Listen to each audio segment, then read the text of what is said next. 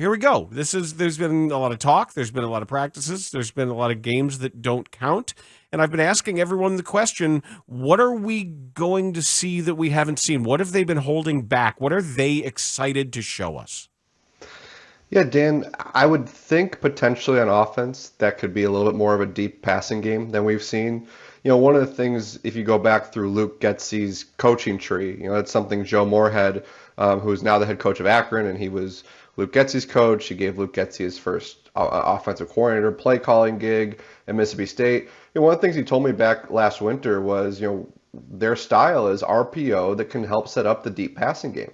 And we just didn't see a whole lot of chunk plays in the preseason and training camp. Obviously, they got into a rhythm in Cleveland, but I wonder if that's something that, if the run game is doing its thing, if some of the 49ers safeties are sneaking in, if the protection holds, if that's something that will be opened up, if that's something that they've kind of had, behind lock and key a little bit, and that's why we haven't seen it, but they feel good about it. So that's kind of something I'll be curious about. Is if they'll kind of let Justin Fields let it rip in this first game. Fish, if the Bears were going to win this game, how would they do it? Lawrence, they got to take the ball away. I just, and it's one of those total football cliches, right? Like, obviously, if you take the ball away, you've got a better chance to win the game. You go up and down this roster, and you still don't know about a lot of guys. I mean, how many knowns are on this team? A handful, starting with the quarterback. And I think that the one thing that they're hoping to hang their hat on is this defensive scheme, and a couple ball hawks in that secondary. They're going to be able to help take the ball away. And you got an inexperienced quarterback coming in Trey Lance. You're going to have home field on your side. Is that going to be the opportunity to give Justin Fields some good field position, to take some stress off the offense? So I do, I think all of us at The Athletic, I think we all predicted low scoring games. Talking to our 49ers beat writers, it's kind of a similar sentiment out there, because they're not really sure what they're going to get from Trey Lance. It's a team that, obviously, Debo is an incredible player, but there's not, and you have Kittle, but we're not sure about his status. There's not a ton at pass catcher past him and Brandon Ayuk. So, they're kind of seeing that this could be a grinded out, low scoring game. So if it's going to be close like that, get that one takeaway that makes the difference. If Lucas Patrick finds his way onto the field as a guard, should Tevin Jenkins look at this as another insult by this coaching staff? Should he or will he? I could totally understand why he would. I don't necessarily think he should. I mean, obviously Patrick has played a lot of NFL games at guard, and he spent a lot of time there with a really good offense. So he's got the experience there. And I think if Teven Jenkins is able to kind of look at this thing in a long-term view, which is easy for me to say, he can say, all right, well, when Patrick's hand is better, he's probably going to play center. That's why they brought him into play. That's what he was playing up until he got hurt. Sam Musterfield will be the backup, and I'll go back to right guard. But of course, we don't know that to be sure either, because they're very committed to this. Go back to their cliche they've been saying, the best five guys.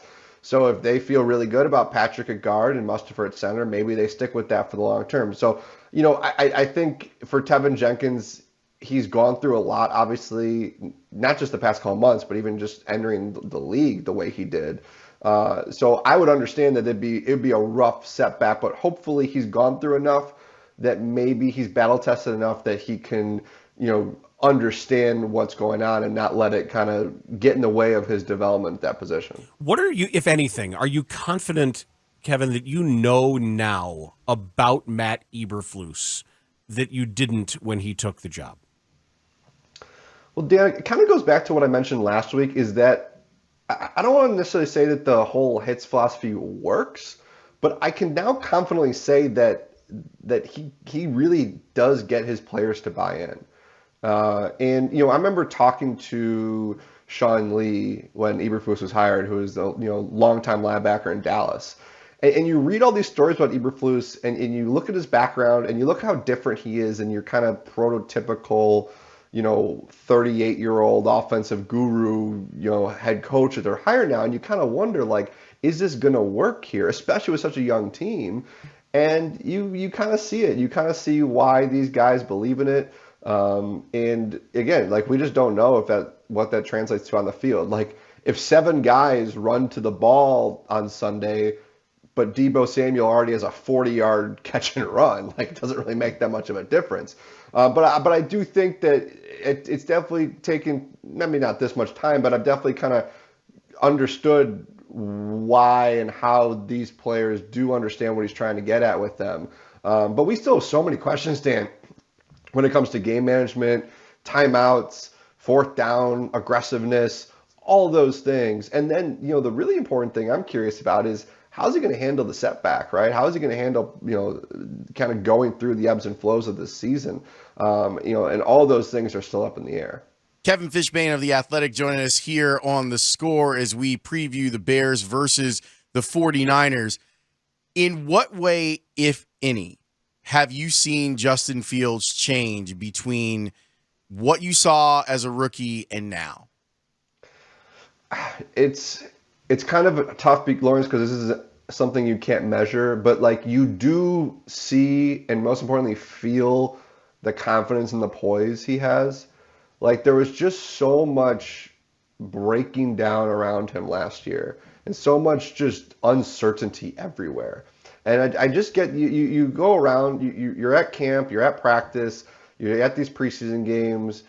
There's just a calm with the guy. And now I'm gonna say this, a lot probably this year. That doesn't mean he's gonna be Joe Burrow. It doesn't mean that this team is gonna take off. It doesn't mean he's quote unquote the guy. But I do just kind of see, you really get this sense that he understands that this is his team. This is an offense that is better suited for him. This is a big opportunity for him. He's really obviously put in the work to adjust some things, whether it's his footwork, his arm slot, all these different things.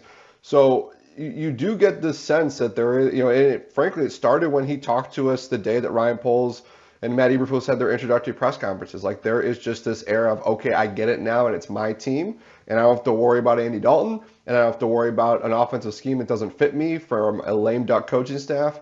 So, whether that means success for him in year 2 in the offense, I don't know, but you definitely do feel what he's kind of told us. It's one thing for him to say it, but I do kind of get the sense that he's all there and he's calm and he's just not really fazed by the moment.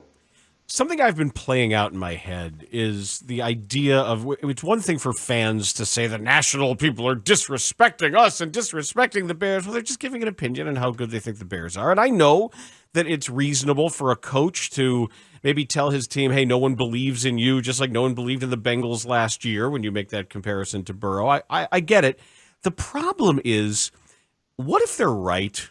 And they probably are more right than wrong when a team plays that card early. When a team says, prove them wrong.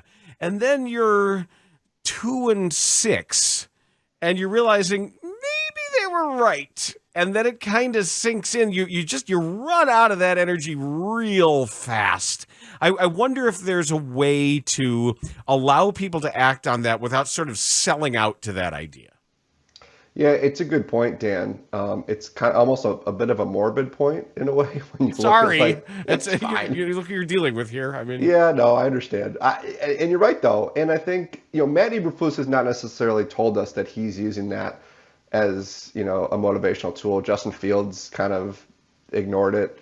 Some guys like Eddie Jackson's talked about it. It's one of those things too, guys, where it's a little bit of a chicken and the egg. Are they talking about it just because we're asking them about it, or are they actually talking about it amongst themselves, and do they actually understand it? I think there's a lot of individual stuff. Like Dave Montgomery notices where he is on our running back rankings. Darnell Mooney notices where he is on wide receiver rankings. So I think some of the guys see some of that stuff, and they do see where they're picked to finish. But yeah, I don't necessarily know if Eberflus is going to use that. I don't know if that's his style. It's just, again, that's one of those other unknowns. But I mentioned this, my weekly Friday mailbag, which is great for all of our listeners who can read the mailbag right after this hit and see if I contradicted myself.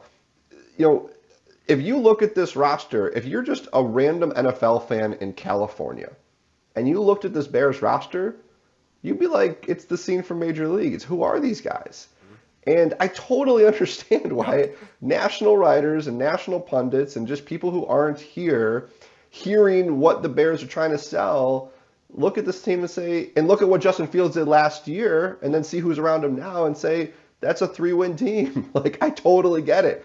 And I totally understand that, we're kind of regurgitating a little bit what the Bears are selling because we're trying to understand. I'm asking them, hey, how does Justin Jones fit? Hey, where's Byron Pringle? Where does he fit? How does everyone else is asking who's Byron Pringle? Exactly. So we come at it, obviously, we're trying to understand what they're trying to build. So of course, kind of our stories, I don't like to paint it as we're optimistic, but we're trying to show what the Bears are trying to do.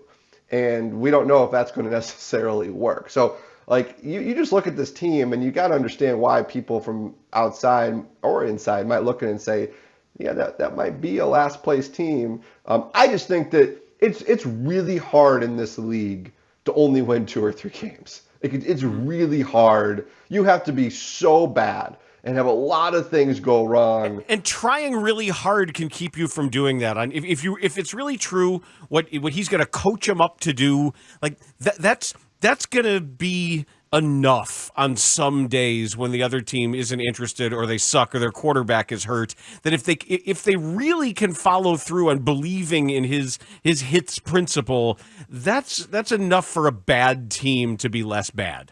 Yeah, exactly. I mean, if it's a balls on the ground and a guy just gets there quicker than he might have in a different system, in a different organization, and that makes a big difference in a game.